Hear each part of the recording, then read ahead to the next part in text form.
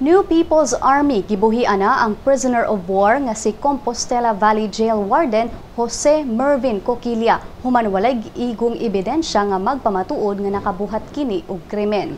Si Coquilla gibuhian sa NPA ngadto kang Davao City Mayor Rodrigo Duterte kagahapon ug gidala si Coquilla ngadto sa Compostela Valley Provincial Capital sa Nabunturan sakay sa usa ka chopper. Si Ruby Del Mundo, spokesperson sa National Democratic Front sa Southern Mindanao Region, nibutyag nga gibuhian si Coquilla isip parte sa political authority, humanitarianism ug sa pagtabang sa pagpadagan sa peace negotiations ug ubos sa balaod sa People's Democratic Government nga uyon sa international rules of war.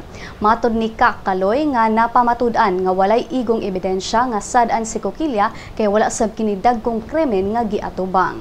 Si North Davao South Agusan Sub-Regional Command spokesperson Ka Aris Francisco nibutyag nga ang NPA daan ang nakadawat og mga reklamo gikan sa mga piniriso ug mga pamilya nga nialigar nga nang abuso si Coquilla sa mga priso ug wala kini mohatag og igong konsumo sa medisina, panglawas ug pagkaon. Giakusahan sab si Coquilla nga nalambigit sa ilegal nga droga. Apan ang tanang mga aligasyon gihimakak sa igsuon ni Coquilla nga si Agripino Coquilla.